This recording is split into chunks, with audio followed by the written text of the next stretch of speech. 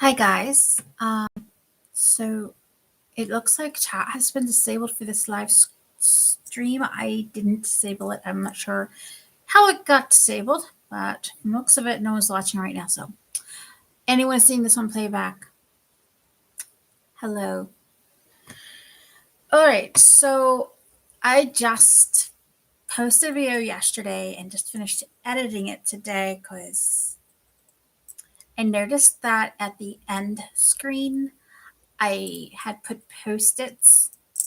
They were on my computer screen. Now these are personal, and I didn't realize they were up, and I was too busy talking to recognize that my sticky notes were open for all to see. They had very personal information on them. So I had to trim that end of the video off. So if you see that video I just posted yesterday, you're going to notice it ends like very abrupt. It's because I had to clip it. So I wanted to talk about God. I don't have the best family dynamics. I know there are people out there who claim to have lived a normal family life. I come from the Gen X generation. I was not like my fellow Gen Xers. They got sent to play on the streets and weren't allowed to come back home until the lights began to dim, the street lights. I wasn't part of that group. My mother, she helicopter parented me. I'm not sure how to explain her parenting without hurting her feelings if she comes across this video. A lot of the things that I am is because I was overprotected, and then when I became an adult and got into the real world, she treated me like I was the smartest person on earth who could do anything I wanted, not caring about the consequences of me not really knowing because she never told me because she's too busy. You're not allowed to go here. You're not allowed to go there. Just do as I tell you and trust me. Okay. I become an adult. Well, you're modeled exactly as I want you. I believe you can run around the world now. Go on. I run around the world. I make sure she's completely in the know of what I'm doing. And then I come home pregnant and she's like, yes, first grandchild. That's a girl. Then she began a really terrible history with me from that moment on. And I went from being protected, like I didn't know anything about the world, to being someone who began a very steady fall down the steps of reality. Anything I could come across that would teach me the hard knocks of life, I came across it. And it was so traumatic. My grandparents, they loved me. And I believe it was because of them that my mom protected me so well and kept me indoors so much. But there's so little that I knew about life when I came out of the doors of my parents' home when I finished high school. Oh, what a mess my life had been. But, I was the eldest. I went to Catholic school all the way from kindergarten. Catholic grade school, Catholic high school. I thought I was going to go to a Catholic college. My mom didn't have the ability to come up with the finances for that. My grandparents had already financed my high school.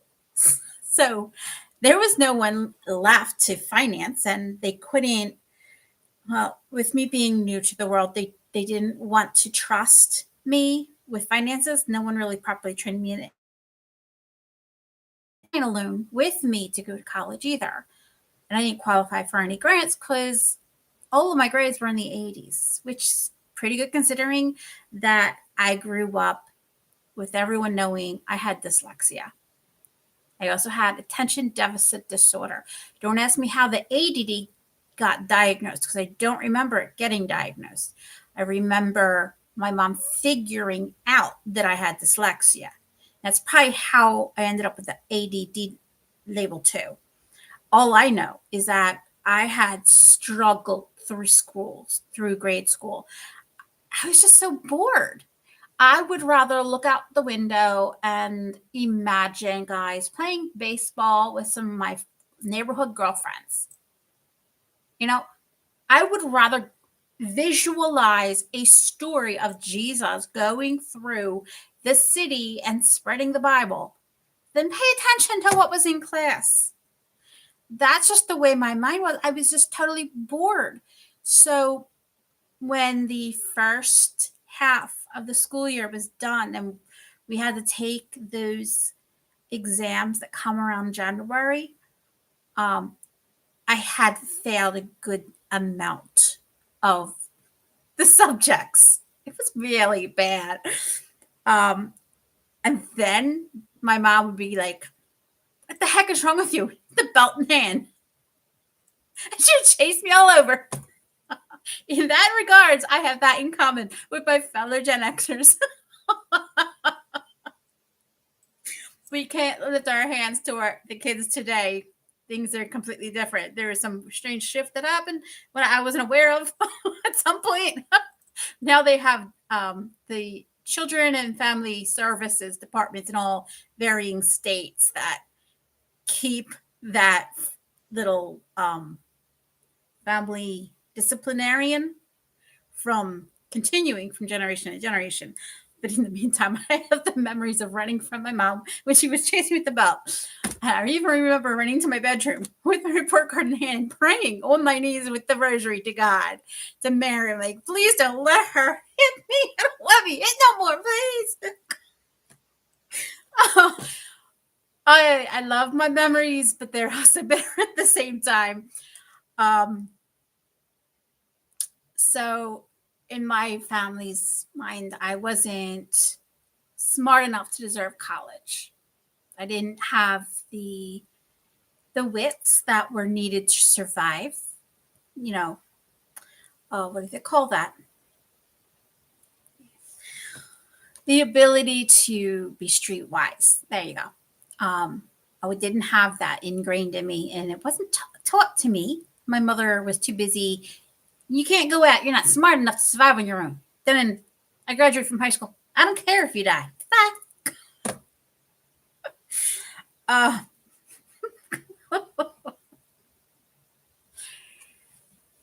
Now I had a younger sister.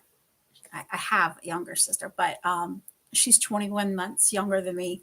She was born with the street smart, just like every middle child in every family. She's got the backbone. But her and I are as different as oil and water. And we're like two bamboo trees that just fell down and are floating around in the pond, and we just happen to bump into each other for every so often. If I had to describe my relationship with my sister, that would be it. And then I have a little brother, and he adored me, and then he adored my sister, and it just got to the point where, as he was developing his own individuality, he got bitter. We couldn't play with him, and he was cute, like a little doll. I love playing with them. Like, he would be walking, and I'd be like down with his pants. But he never did anything mean to us. It was like a birthright.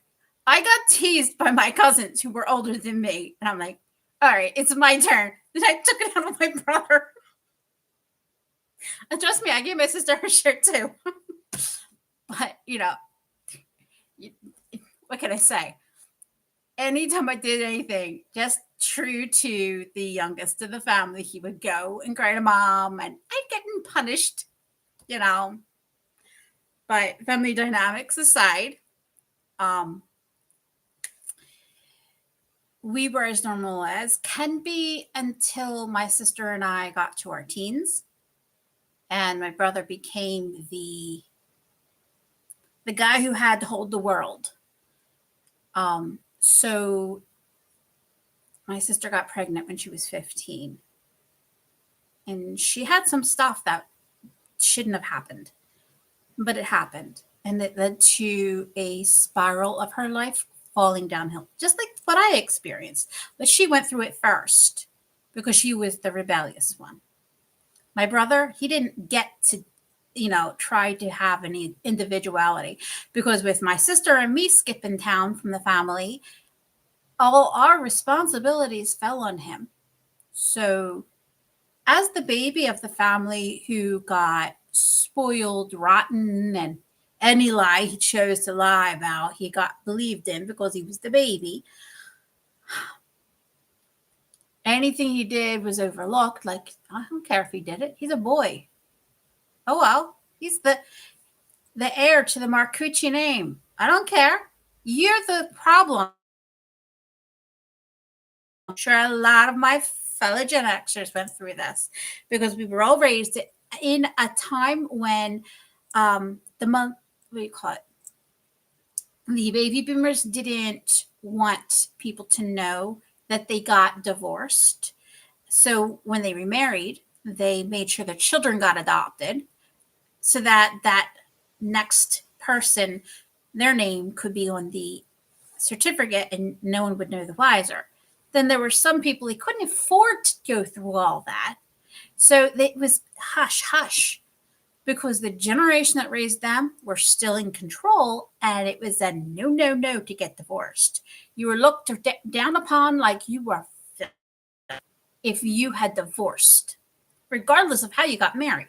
If it was known that you got divorced, you're staying away from that family. You're not playing with those kids. They come from a divorced family. I don't want them infecting you. Even if divorced and your mother remarried and that got that person to adopt you and change your name. Irony. And there was another word for it. I can't remember. But that is that generation. The current generation, we learned a lot from going through whatever we were dragged through. And now comes to the point of my conversation. If you noticed, this video is labeled "Do Not Weaponize God."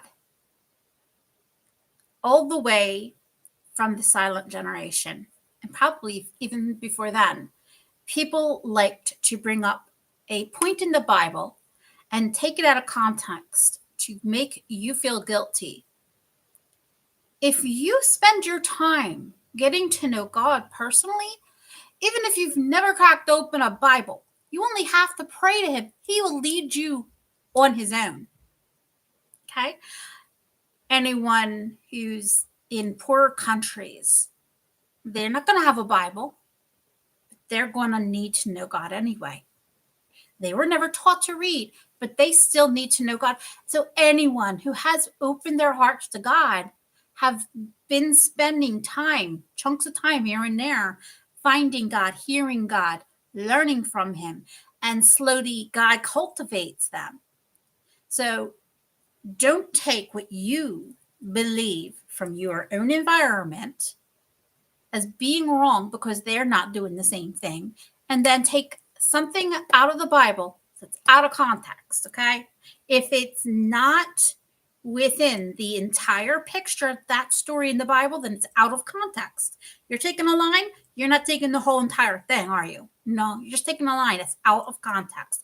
And you're taking it and you're throwing it at a person, right? That's one instance I need to see stop happening because it's wrong. So you can prove that you know a verse here and there. Big whoop. Because you know what? It makes you look arrogant, and arrogant people do not make it to heaven. They might. I really shouldn't be saying they don't make it to heaven because I'm not God. But there is a place in the Bible where everything is very careful, very well put out. So you have till this line to come to see God. Once you've gotten to that line, you become accountable. Okay? So stop weaponizing the Bible and stop threatening people with God because you're not God. Okay? It is your job to be forgiving and patient. Understand patient? It means If a person is speaking, acting, or doing in a manner that's degrading to your ears, to what you think, okay, we put our beliefs on everyone else. We measure the world by ourselves. So if people don't come across our measurements or they don't meet what we're expecting, we look down on them and judge them. Then we get harsh with them. And that's easy to get caught up in, because we all have morals that we were raised with and morals we developed of our own. So it's not that easy to not want to be like, you're going to hell, because you know what? No one says that kind of stuff. Hold back on that, okay? Just instead say, this is not a conversation I wish to continue. I'm going to find something else to deal with. Right now, we'll have to revisit this conversation later. I'm getting too upset to speak with you.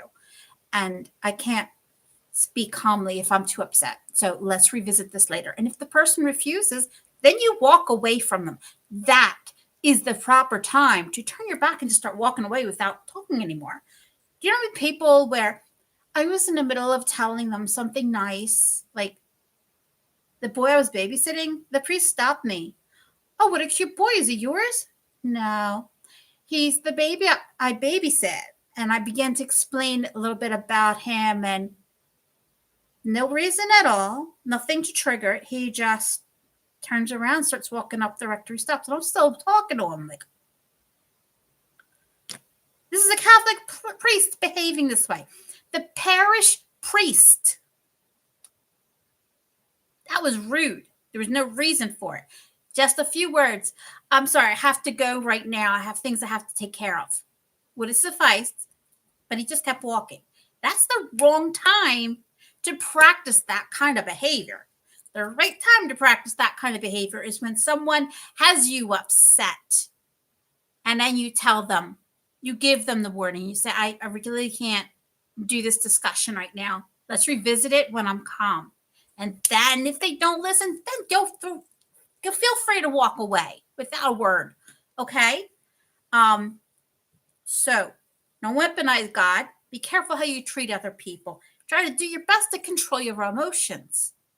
Now, I was telling you about my family is I'm closer to my sister than I am my own brother. And he doesn't have much of a forgiving heart because he's been through everything. Which, because the little tricks that I played on him were nothing compared to the beatings I got expecting perfection from me when I was having all kinds of learning disabilities I was fighting through. I had to make sure the house was the way Mom wanted it. He did his fair share of talent on me when I snuck myself some of the chocolate that was being hidden, or the ice cream. I mean, they were more concerned about how skinny I was than the actual well-being of myself. I got a cut on my leg, and they gave me butterfly stitches instead of taking me to the hospital. I still have that scar. That happened when I was 12.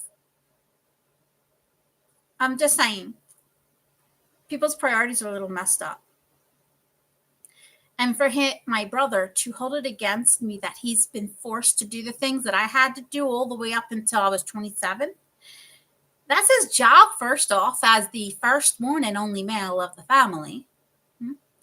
And secondly, when you push your sister and you don't give her any support, you push her off the boat and you end up having to take over.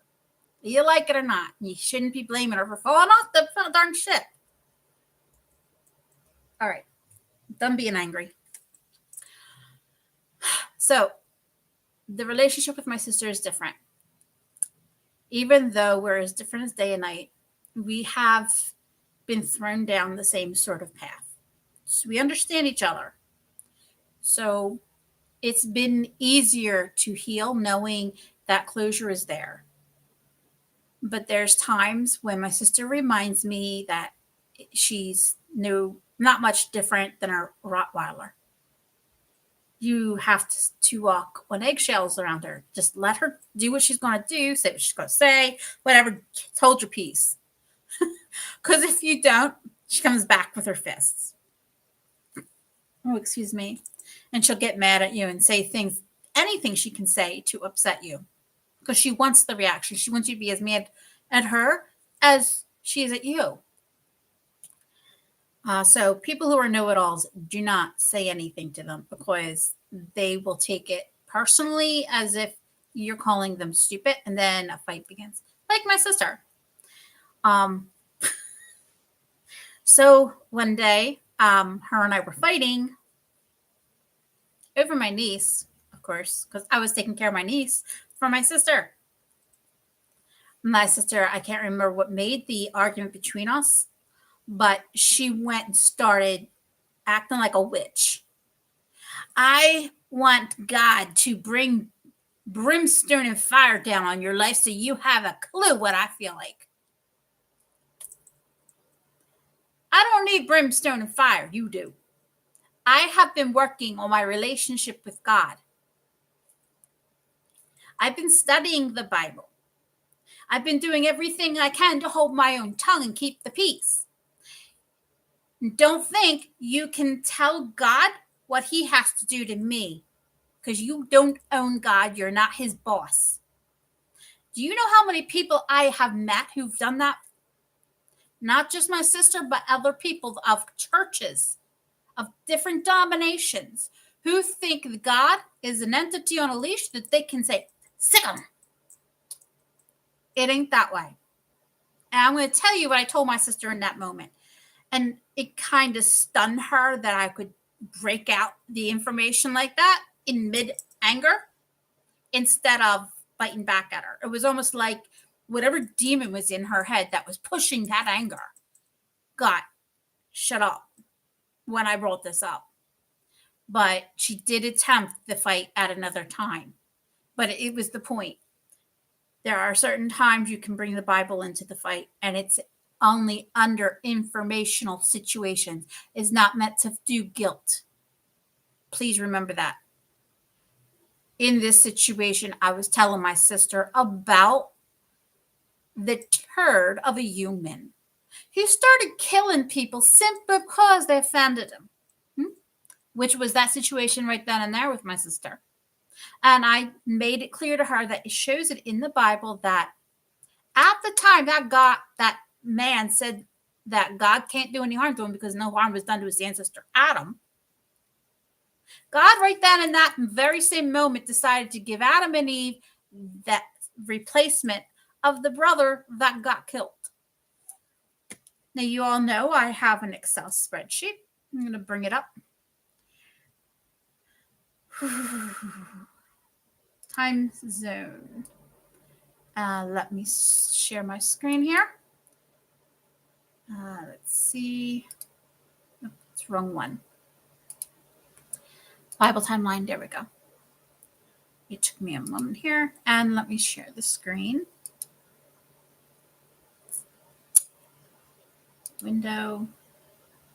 Because I'm not making this mistake again. Okay. You have all the way up here. You have Cain and Abel, right? And then there was this terrible dude who's like threatening God, threatening the whole world, saying, well, God did this for Abel. He will do it for me too. Oh, sorry, not Abel, Cain. He did for Cain. He's going to do it for me as well. They pull out the, see, it's going to be hard for me to just pull it because I didn't have it prepared, the name of the guy who did this. But the son that was created to replace it was Seth.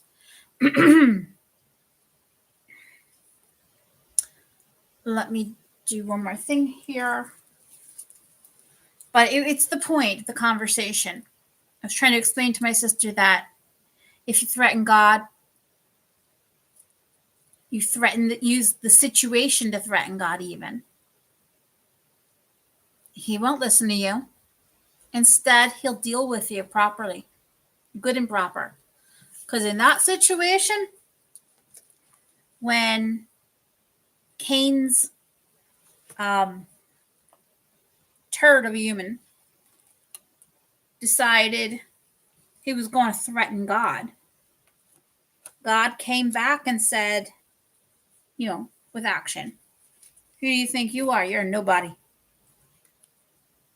And he went and he showed him that he's a nobody by making the replacement of Abel. This red thing here is the death of Abel. This is Cain and his descendants, and then you have Seth. So let me see if I can find the Bible verse, because it's really important. A lot of people they don't correlate it, so that they don't realize it. Hold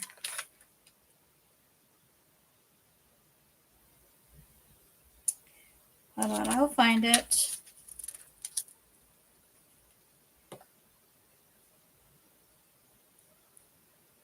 Abel, descendants of Cain and Seth. No, it must have been before that.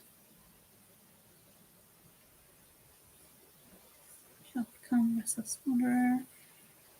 So Cain shall be avenged sevenfold. Cain. Interesting. Okay, so where is it?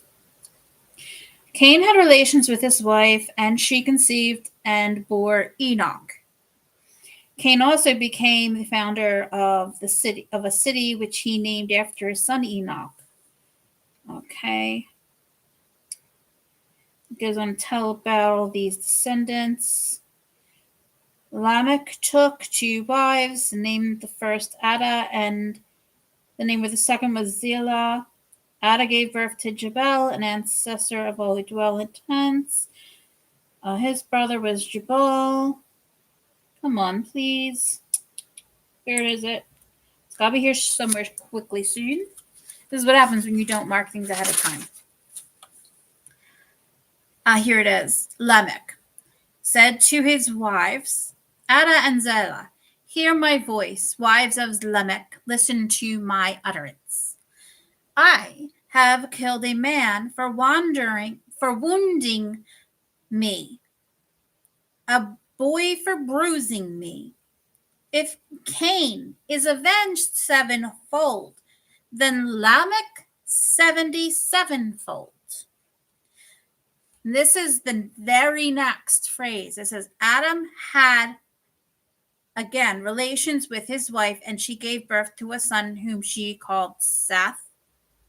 God has granted me more offspring in place of Abel, she said, because Cain slew him. To Seth in turn a son was born, and he named him Enosh. At the time men began to invoke the Lord by name. And that is Genesis 5,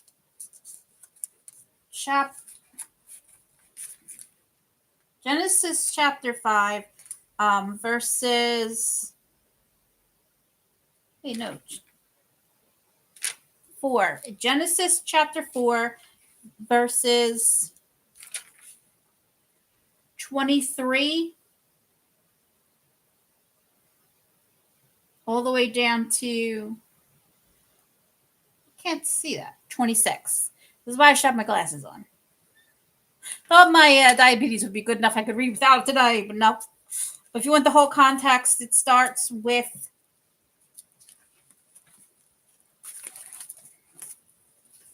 the descendants of Cain and Seth.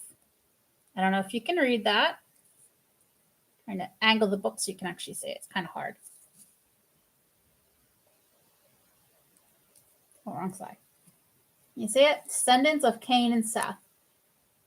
And this is chapter 4 of Genesis, all right? So, I had to verbally recall that in the heat of anger just to stop my sister. And that is the only time it's appropriate to recall scripture, is when you're using it in the heat of the moment for information, to calm the parties down, not as a means of guilt tripping, That is between them and God. There's no reason for your third party being there. Okay? So when everything's been calmed down, you find a quiet place. No one can disturb you, not even, the one with the black wings that were singed. That's why I like to visualize him, because he's a ding dong.